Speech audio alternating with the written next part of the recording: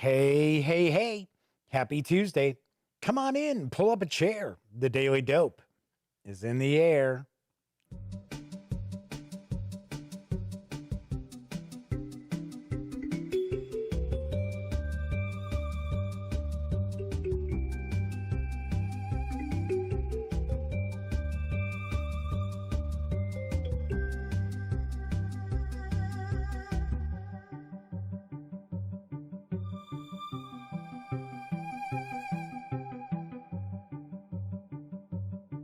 Howdy, howdy, howdy.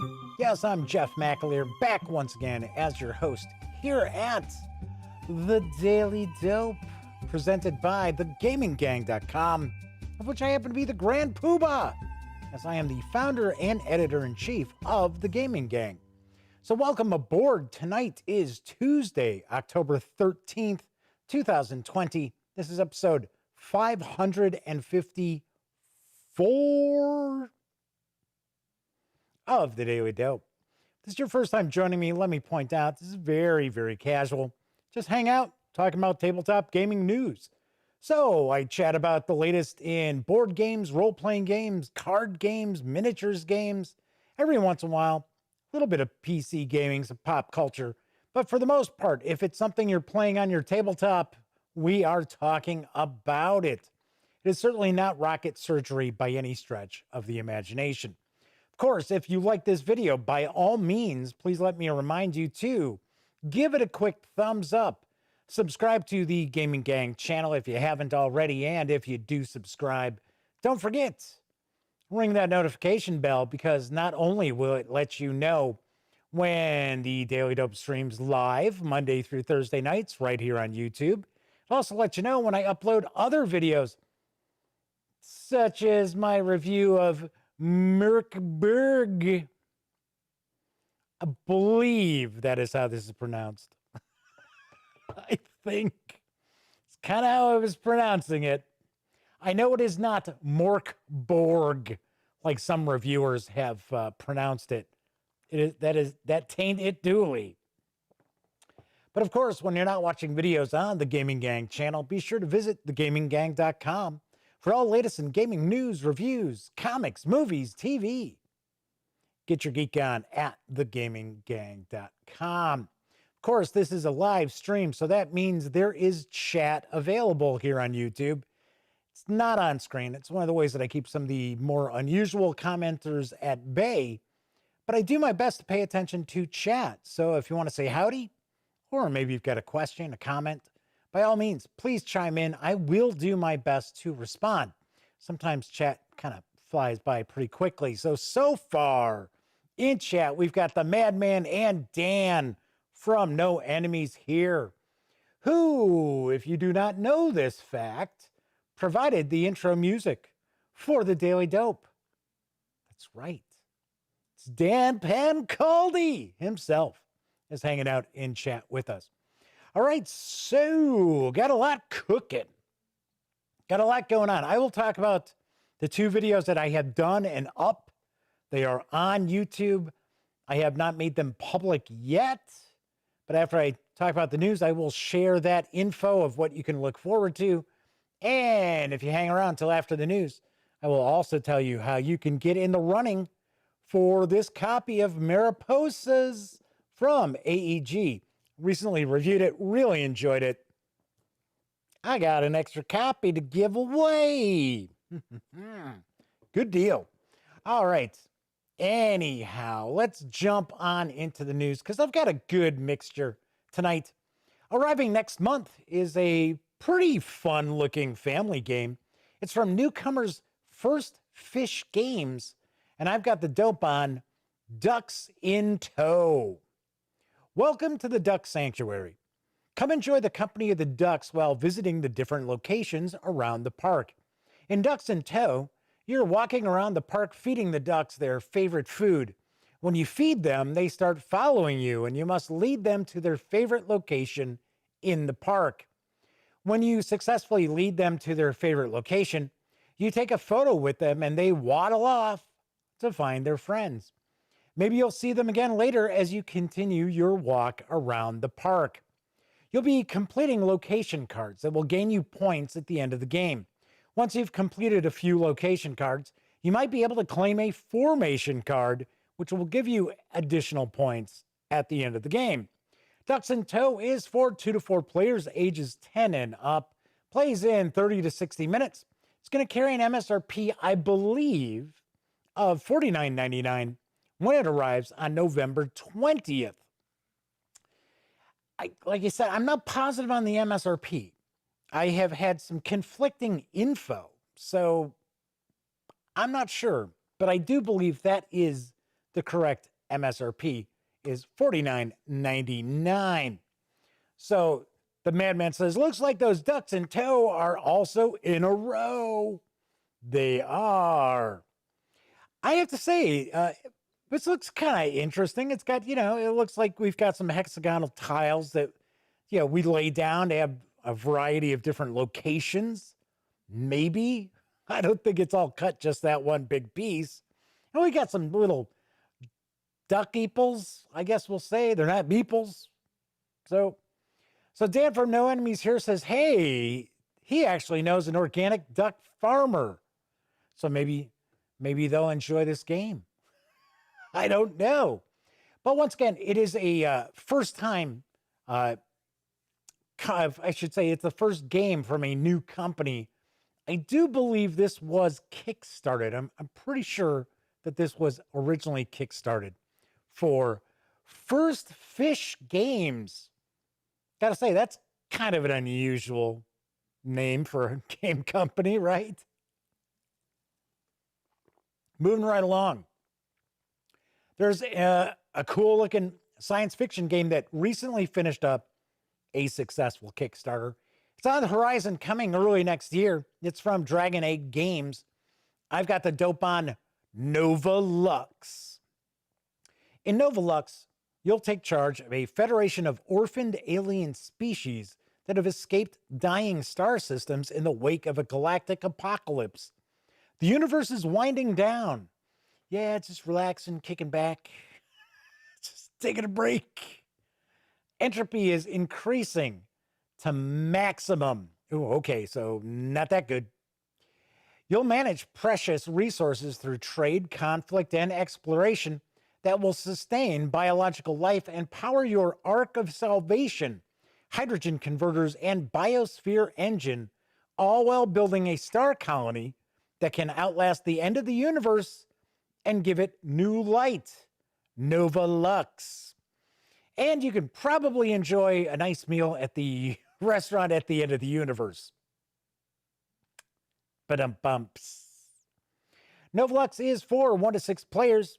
Lasts roughly 45 to 60 minutes. It's supposed to be about 15 minutes per player, I believe. Combines resource management, engine building, and off-turn action mechanics to make for fast, compelling, and continuous gameplay. Nice. Of course, as mentioned, Nova Lux is for 1 to 6 players, ages 14 and up, plays in about 15 minutes per player, as I said, and it's going to carry an MSRP of $29 when it arrives in March of next year. So the Madman's pointing out, digs the artwork. I do too. I like this art. It looks pretty cool. I saw some images that looked a little too kind of 3D rendered. You know how we sometimes see those kind of cheapo 3D rendered game graphics for board games.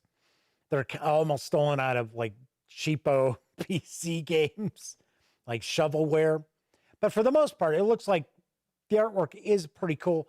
Once again, it's $29. I don't expect this to, have the most famous artists working on it. So, all right. So the Flaming Heron's in chat with us as well tonight. Good to see you, Flaming Heron. So Dan says, I got my hand-fed duck liver from him. Jeez. Oh.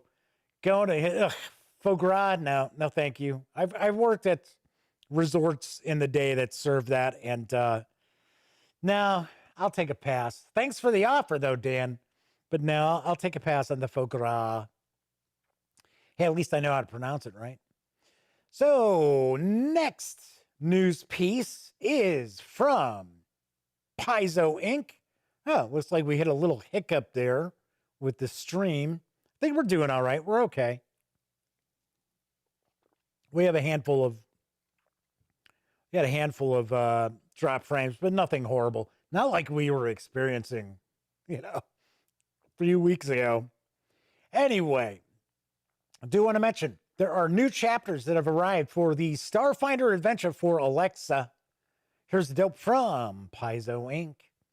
The second part of Starfighter is available starting today, featuring 3 brand new episodes. The Starfighter skill for Alexa is a multi-part interactive audio adventure game that transports players to a futuristic science fantasy world where they can make decisions to advance and influence the outcome of the story just by using their voice. By simply saying, "Alexa, play the Starfighter game," customers can play one of the most captivating audio games available on Alexa-enabled devices today. According to Amazon, users have played nearly 2 million minutes of Starfighter, making it one of the most popular Alexa skills this year. Check out the new launch trailer. You can also download additional assets for the audio adventure as well. Starfighter features an exceptional voice cast of 13 actors with casting led by Audible Studios. Nathan Fillion, the Rookie, Castle, Firefly, right? And Laura Bailey, The Last of Us Part 2. Join a cast of veteran voice actors of Audible, including Kevin Peterso, Elizabeth Evans, Allison Johnson, L.J. Ganser, hopefully I'm close on that, and Lauren Fortgang. Paizo, the team responsible for the popular Starfighter tabletop game, and Amazon collaborated to reimagine the game for Alexa. The free to play, not free to pay. It's free to pay, right? The free to play pilot episode of Starfighter, Scoundrels in the Spike, debuted in December 2019, and episodes 1 to 3 were launched on August 4th, 2020, to much fanfare.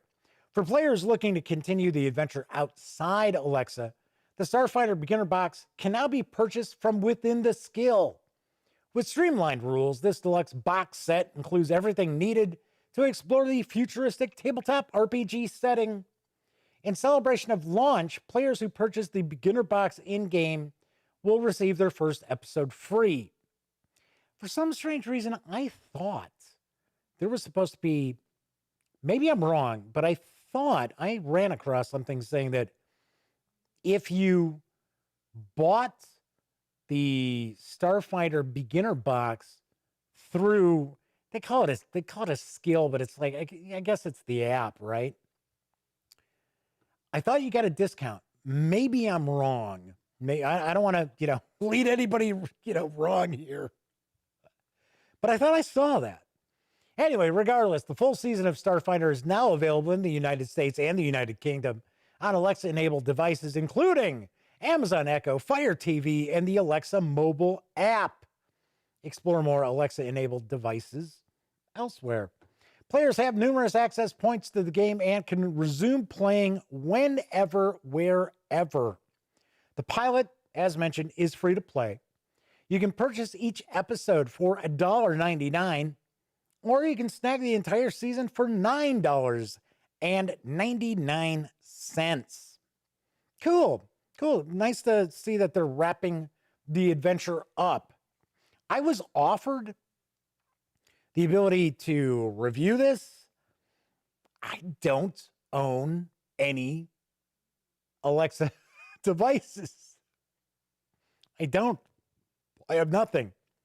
Although it says the Alexa app, I'm not familiar with the Alexa mobile app. Maybe I would check that out. I don't know. But no, I don't have Fire Sticks, or I don't have Fire tablets. I don't have anything where I'm like, "Alexa, tell me what the weather is today." So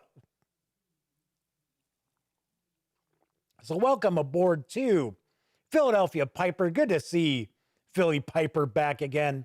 Brian Gronberg, who I think this might be Brian's first visit. Steve Park Smith is also hanging out in chat with us. For some reason, Steve's name looks familiar, but I might be completely wrong. And of course, one of our constant viewers, Kabuki Kid, is in the house. Good to see you, Double K.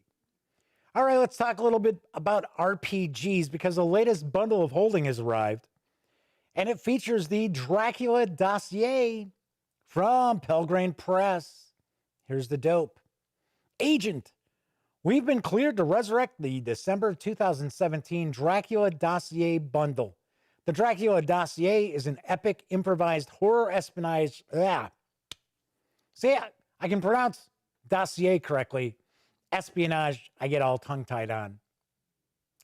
This is an epic improvised horror espionage campaign for Night's Black Agents. Star designer Kenneth Height's gumshoe system tabletop role-playing game of Burned Spies versus Vampires from Pelgrane Press. In 1893, a visionary spy master in the British Naval Intelligence Department tried to recruit the perfect asset, a vampire. Operation Edom contacted Count Dracula in Transylvania, set up a safe house and headquarters in England, and arranged transit. Then it all went wrong. Dracula betrayed his minder and double-crossed NID. British intelligence hunted him down on his home ground and terminated him with 2 knives and extreme prejudice. Or so they thought. Dracula lives. Now it's up to you to finish the job. Funded by a spectacular November 2014 Kickstarter campaign, the Dracula Dossier series follows in the fully improvisational. Man, I just can't talk tonight. I can read, I just can't talk. I can't read out loud. Follows in the fully improvisational path of the award-winning The Armitage Files campaign for Trail of Cthulhu. Players follow leads in the margins of Dracula Unredacted, a rare edition of Bram Stoker's masterpiece that reveals the terrifying truth behind the fiction. Players choose which leads to track, which scarlet trail to follow.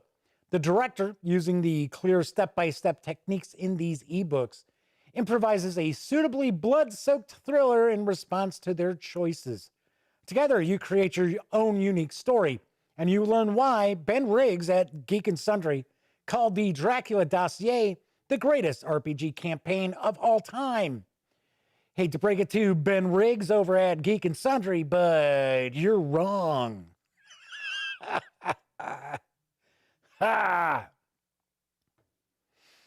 This comprehensive offer once again brings you the entire Dracula Dossier line. For just $19.95, you get all 3 titles in this revived offers Agent Collection, which has a retail value of $54, as PDF ebooks, including the Night's Black Agents core rulebook, Dracula Unredacted, and the Edom Field Manual.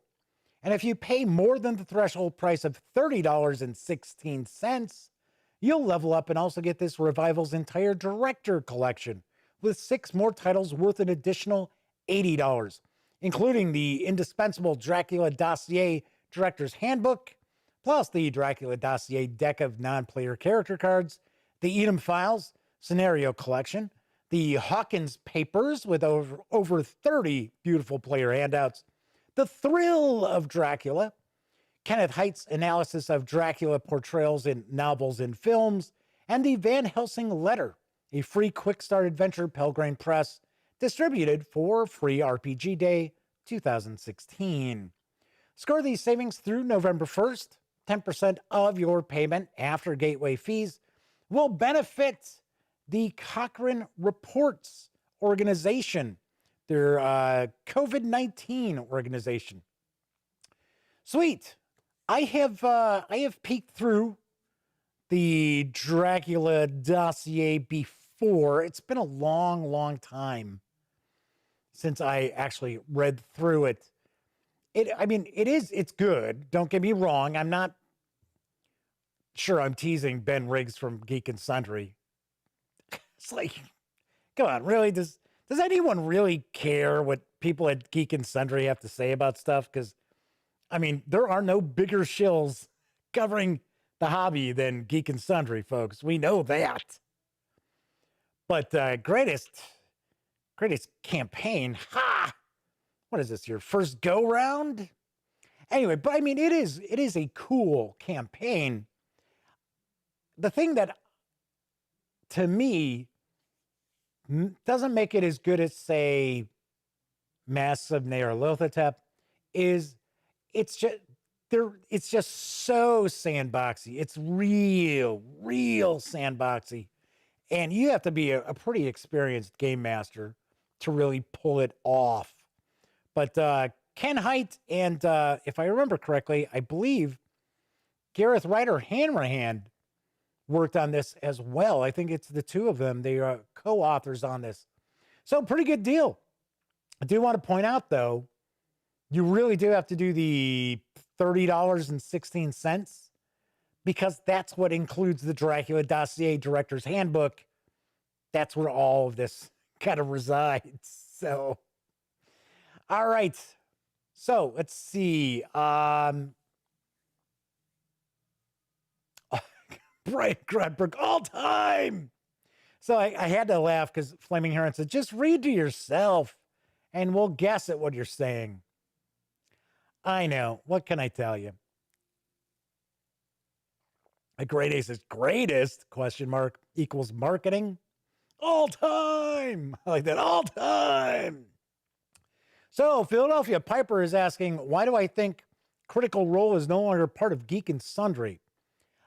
We can tackle that after I finish up with the news. I only have one news piece left.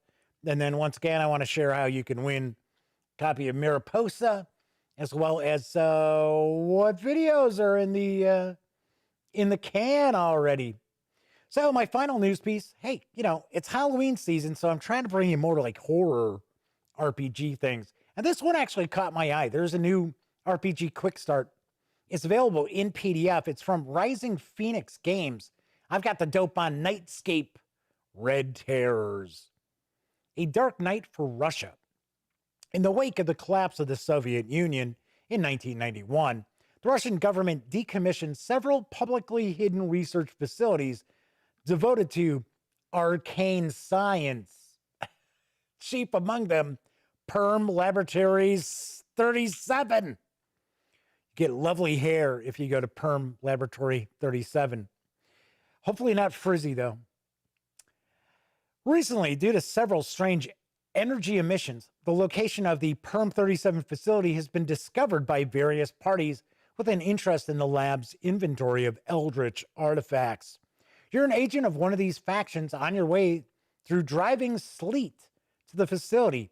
Dusk is falling as you pass through the broken security gate. The line between magic and science disappeared in the What? That's not a word.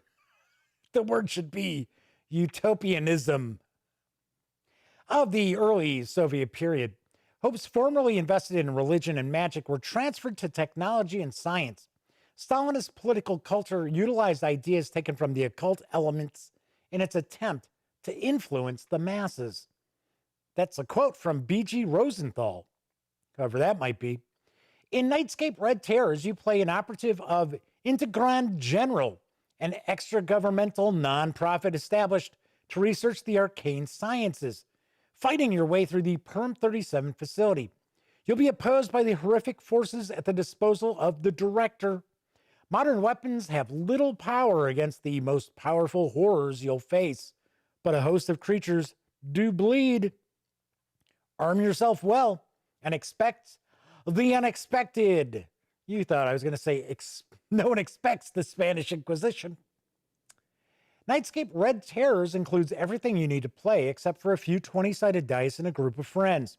This 40-page quick start is available in PDF or in soft cover at Drive-Thru RPG for $4.99. You can get both right now for $5.99. I thought this was kind of interesting. This is actually based on a film as well as a series of books. I will actually have a link in the news piece that'll be up tomorrow morning for Nightscape. I was kind of like, wow, okay. I'm like, there's like a series of different books. I kind of think they might be anthologies, to be honest. I am not positive. But I did think this was, I thought this was kind of cool. Sounds pretty cool. It could possibly turn out to be maybe even a pretty good one-shot as far as the adventure goes. So that is it for tonight's news. So Grade A says that, well, there's some discussion about Critical Role. So Grade A says they recommend Sam Hain's Slaughter Halloween-themed one-page RPG. It's for Savage Worlds. So, hey, right there, the madman will definitely dig that. All right. So, as I mentioned, you can be in the running to score my copy of Mariposas from AEG. It's pretty easy to win. Do want to mention, though, if you live in the United States, I will pay for the shipping. If you don't live in the United States, if you want the copy, if you're the winner, you would have to pay for the shipping. So Kabuki Kid says it's pronounced like Samhain. Oh, okay. Cool. I don't know. I have no idea how to pronounce any of this stuff. I'm lucky I could speak English. As you could tell earlier as we're doing the show, I sure can't read it. Anyway, so all you got to do is be a subscriber to the Gaming Gang channel. Easy enough. You have to like the video. Easy enough. And you simply have to leave a comment on an episode of The Daily Dope from episode 552 on. So you have until noon on next Monday. So noon next Monday is the cutoff. So every comment you leave for each, I should say each video that you comment on, because I don't necessarily want a dozen comments from somebody on a video. Anyway, that will count as an entry.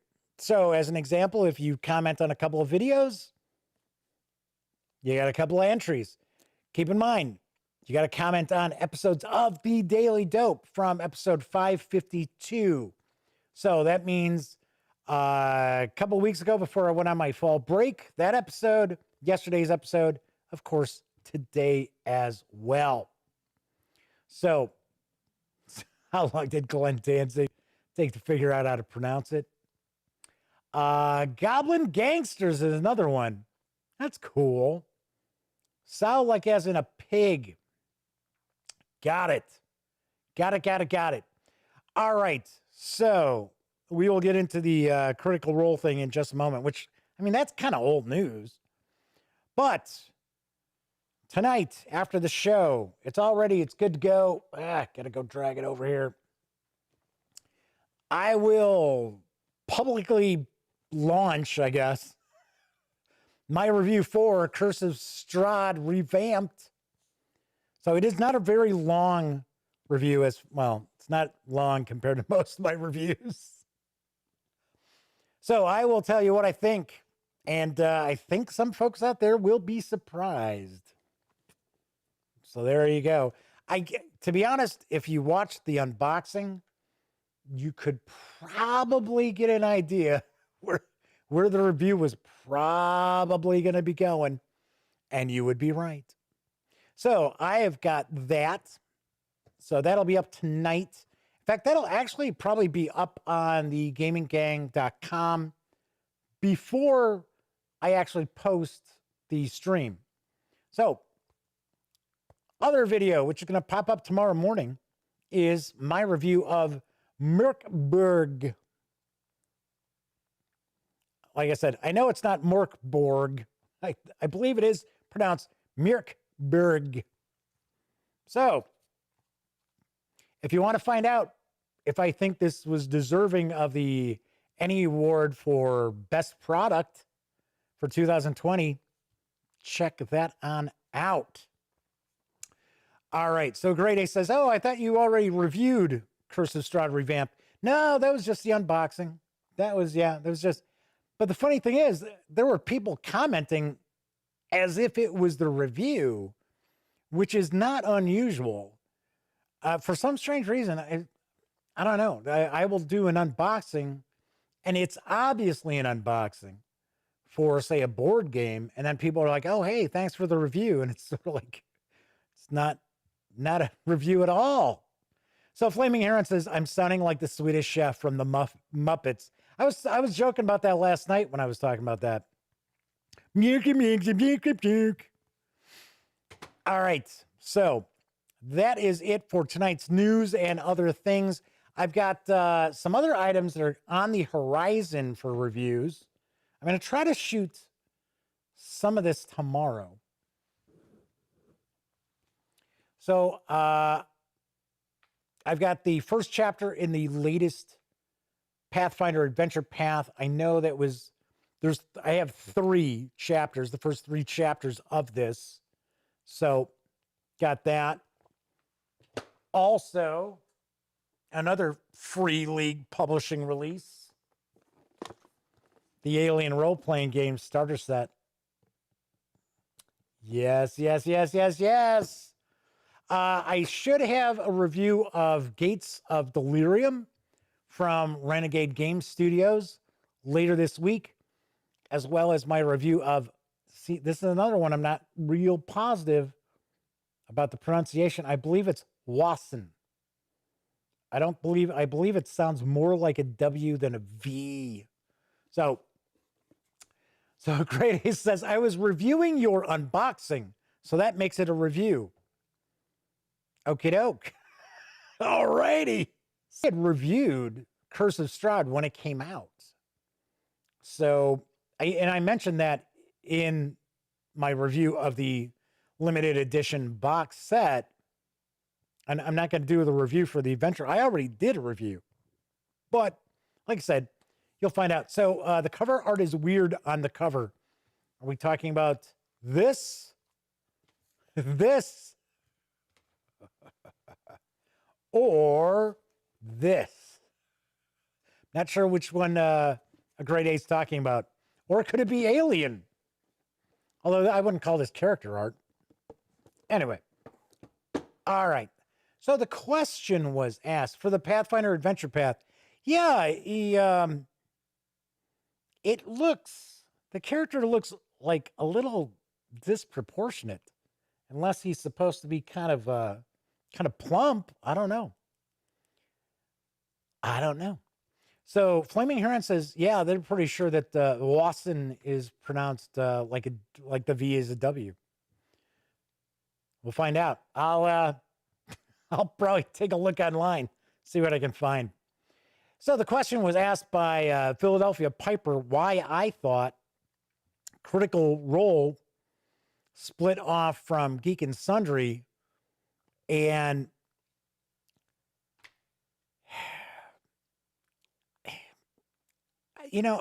I don't watch the show, so I don't know. It's just, I don't know. I don't watch any of the, actual play stuff. On occasion, I will listen to a podcast, actual play, and usually I'm fairly disappointed by them. But I have the feeling that the folks from Critical Role, the people not only behind the scenes, but also in front of the camera, probably wanted more control over not only their own future with that property, but wanted to really have the reins of that IP. Like, for an example, Matt Mercer probably wanted to have the reins of that IP firmly in grasp for himself and business partners, as opposed to being part of a group that Geek and Sundry is just the big umbrella over. So that is what I would think. I would think also the money. I would think probably wanted more of the cut. So I don't know. Like I said, it's not something that I don't think people really care that much, do they? I don't know. I have no idea. So, all right. Anyway, so Flaming Heron says, if you have time, more power to you. I'm the same. I just can't make time for an hour-long show on a regular basis. Yeah, I've said it before. I'm not, I'll rehash a little bit, right? I got nothing against Critical Role. It's not my thing, but I am not here to tell you how you go about your gaming entertainment. I'm not here to say, hey, that's wrong fun. No, not at all.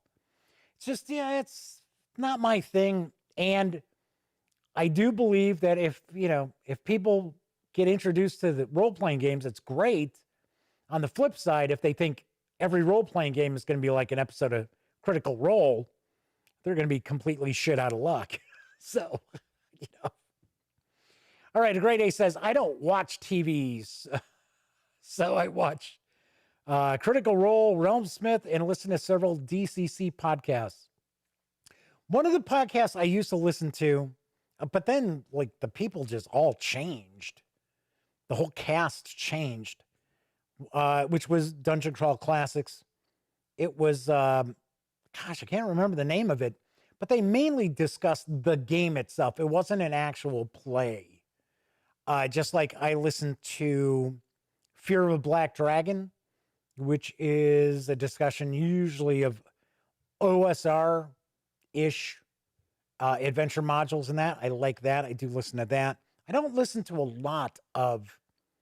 I listen to a lot of podcasts, to be honest, but I don't listen to a lot of gaming podcasts. I tend to listen to lore. I listen to... Just kind of give you an idea of podcasts I really like. Oh gosh, now I can't think of the title off the top of my head. If I had my phone down here, I'd just go, oh, Fear of a Black Hat. No, it's Fear of a Black Dragon. No, it was not the Judges Guild podcast. It was, and the funny thing is the cast, Spellburn, thank you. That was it. That's what I used to listen to. And then they changed, I don't know what it's like now. Then they changed their cast, and I listened to a couple episodes, and I was like, eh. But anyway, you know what I'll do? Tomorrow, after we do the news, I'll share a list of the podcasts that I listen to. There are some gaming-related ones, yes, but not all of them. Fear of a Black Hat was a movie. I assume the dragon thing is a riff on that. I don't know. I have no idea. I'm not familiar with Fear of a Black Hat. So, all right. Anything else cooking there in chat that we need to address before we wrap up? Black Hack. Actually, I like the Black Hack system. So, I am actually, mockumentary, funny stuff. Fear of a Black Hat. I'll have to take a peek. I like mockumentary stuff. I really do. I finished watching The Boys. I thought season 2 was fine. I didn't think it was good as season 1. I'm still in the midst of watching Lovecraft Country. So next week is the last episode of that. I don't know if it's going to be more seasons of it or not. I started watching Utopia. I finished watching the last season of Billions. Do like that show. I think it's a pretty good show. So usually at night, what I'll be doing is I'll be putting the news pieces together for the website. So the news that I shared on tonight's show, I'll be writing it up for the website. And then I will usually have either a podcast going or I'll be watching something on my iPad. So, like I said, start watching Utopia. I'm 4 episodes in. It's all right.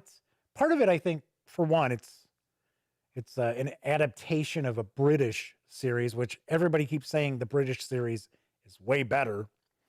And then one aspect of it, if you've seen it, I'm not going to spoil anything, but if you've seen it, you might agree with me. Sometimes there's some like gross out violence that just seems to be thrown in there for the sake of being gross out violent.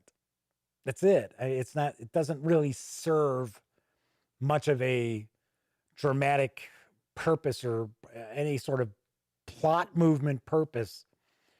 The boys did that a little bit too. It was like, oh yeah, okay, great. Oh, I'm just trying to shock people. All right. So Grade A says that he likes radio dramas, helps with dungeon master skills. I've talked about that before.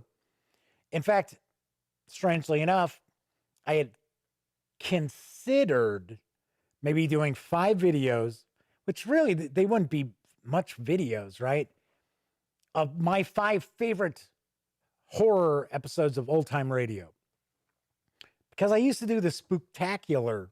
I did the Spooktacular a couple of years where I would post an old time radio show that was a horror story. So like Suspense or Quiet Please or Inner Sanctum. So I thought maybe I would do like 5 videos. I'm just where I introduce it, then of course play the episode, and then kind of discuss it at the end. Only thing is, I don't know what I would throw in there to like occupy people's eyes while the episode of the show would be playing. I don't know. That's why I really do not think podcasts do well on YouTube, where it's just a screenshot or it's just a thumbnail and the podcast is playing. I don't think that goes too well. So Flaming Heron says, yeah, but the boys' comics are a bit graphic themselves. Yeah, I've read, well, not all of the boys' comics. I've read up to about issue 55, because that's something else I'm in the middle of doing, reading the boys. And yes, there are some gross out things, but I noticed the comic book is not as serious as the Amazon series. It's a little lighter, I guess I'll say, and in the comic, at least to the point I'm at, than the series is. So Grade A says there's several Pathfinder series from Big Finish. I thought there were 3 of them. I listened to 2 of them. What was it? It was there's a mummy one. Isn't there the Crimson Curse? I think that's one. And then I forget the first one. Oh, Rise of the Rune Lords, isn't it? Yeah, there we go. As I'm saying it, I glance over and Grade A's like, Rune Lords. Just as those words are coming out of my mouth. That's pretty wild. I honestly don't know what the delay is between, the chat and me seeing it.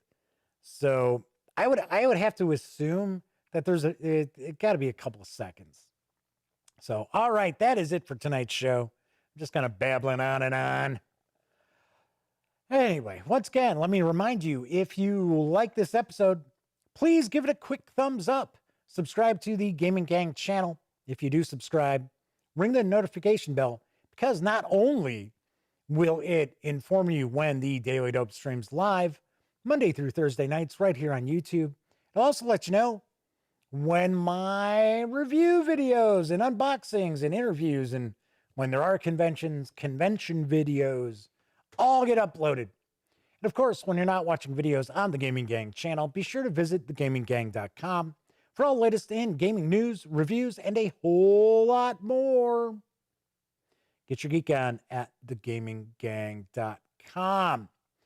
So real quick, we'll finish up a few things popping up in chat, and I will rock on out. So Flaming Heron says you have to really love the podcast people or the topics they discuss. I've actually listened to a few on YouTube gaming related because you can listen. Yeah, I know there are people who will, good friend Herman Luttman, for an example, game designer Herman Luttman. I know he catches the show and he listens. He doesn't really watch. He used to listen to it on his commute to work. But now he no longer lives in New York State. So I don't think he's doing much commuting. All right, everybody. Once again, I appreciate you if you were hanging out in chat, keeping me company. Always appreciate people, putting up with my nonsense. So, but then again, if you watch after the fact, maybe you're even watching on Memorex, I super appreciate that as well. I really have a soft spot for anybody who takes time to watch any of the Gaming Gang videos in any capacity.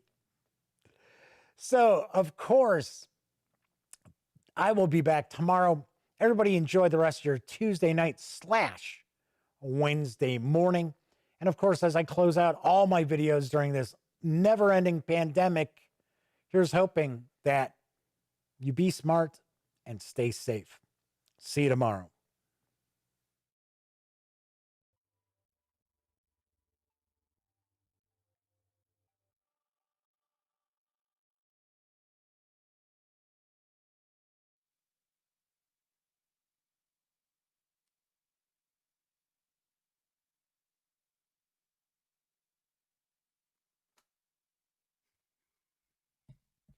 Oh, you're still here.